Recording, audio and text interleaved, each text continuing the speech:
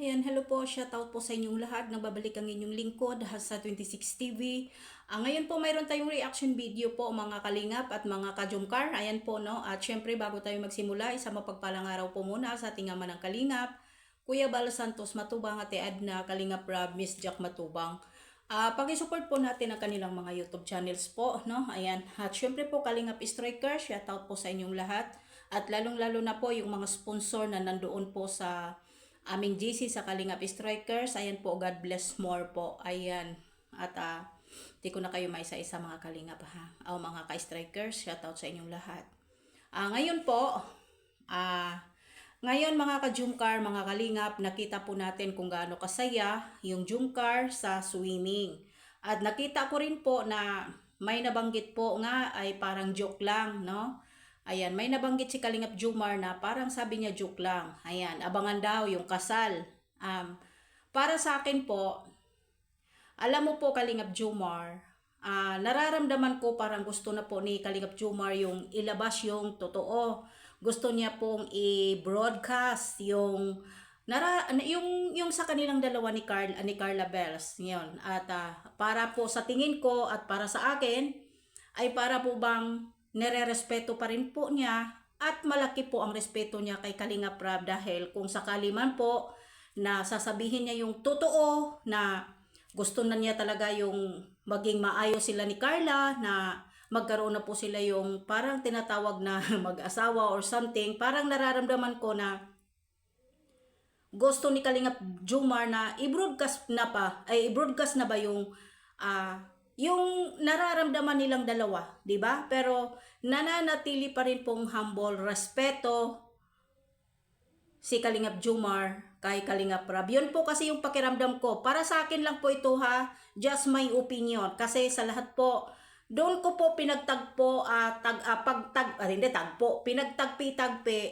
Yun bang may short video po kay, ano ba yun? May short video po kasi sila doon sa live po ata or something kay Kalingap David, no? Ayan. Nakita ko parang gusto niya gusto na niya pong i-announce pero yung pakiramdam na hindi dapat kasi dapat sakay Kalingap Rob. Si Kalingap Rob yung magsabi.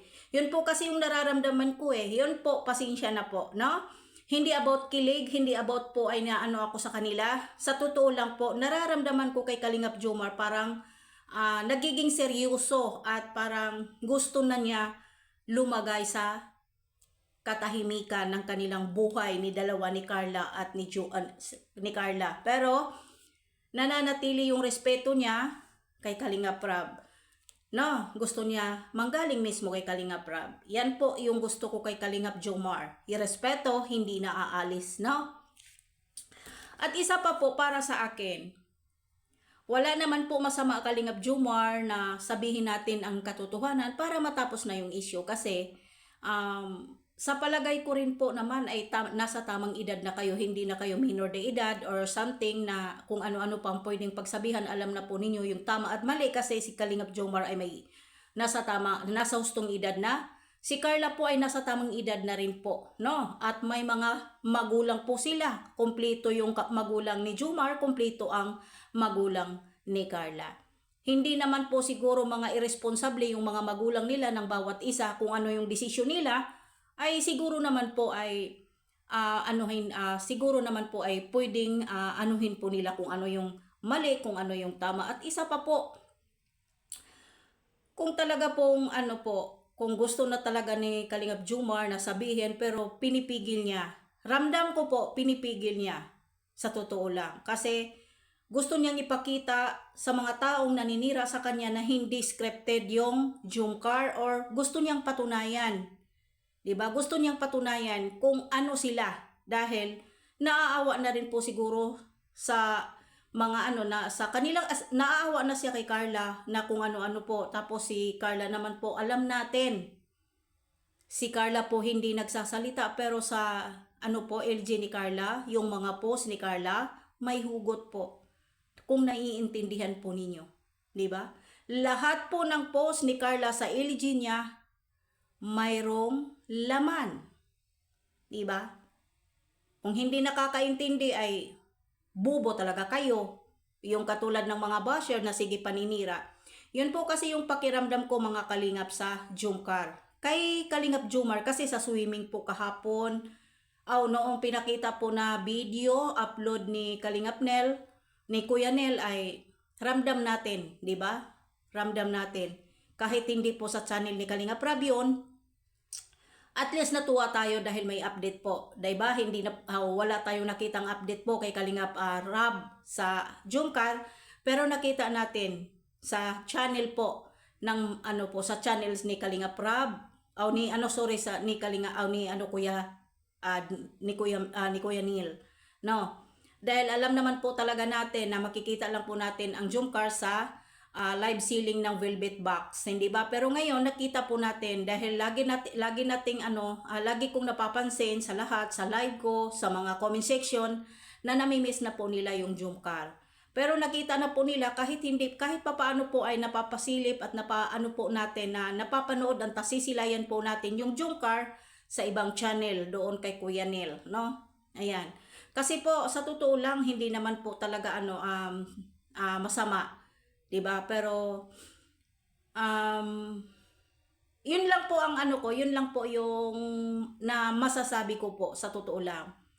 Ang respeto po ni Kalingap ni Kalingap Jumar kay Kalingap Rab hindi na aalis. Gusto niyang sabihin, gusto niyang aminin, yun po ang pakiramdam ko kasi Parang nagpaparamdam na parang gusto na niya na i-broadcast sa buong mundo na gusto na nila malagay sa katahimikan, pero yung respeto niya kay Kalingap Rab at kay Carla, 'di ba? Kay Carla Bells na gustong makapagtapos ng pag-aaral, syempre, 'di ba? Yun po ang pinaka-the best sa isang beneficiary ng Kalingap na makapagtapos ng pag-aaral, 'di ba?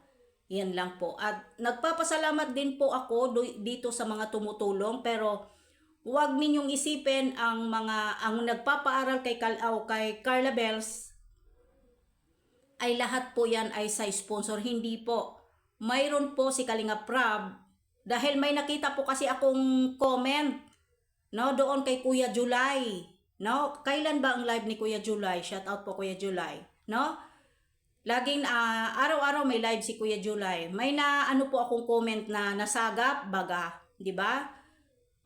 Ni sinasabi na hindi dahil sa mga sponsor si ganito, hindi po.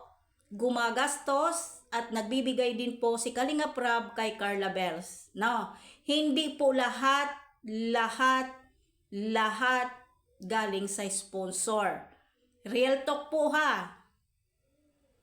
Yun lang po ang ko. Tumutulong si Kalingap Rab sa pag-aaral ni Carla. Isa siya diyan. 'Di ba? Isa po siya diyan. Yan po, no. At hintayin lang po natin at ay wala naman siguro na po tayo. Hintayin na lang po siguro natin yung fashion nila, no? Yung love team na po yata, May Chris, Jumcar, Franjoy. Yun po ata. At siyempre parang yun yata ang ko, yung parang wala yung ata yung yung age C, no? Ayan, hintayin po natin siguro mamaya. Kasi yung pagkakaalam ko mamaya po ata, abangan na lang po natin, no?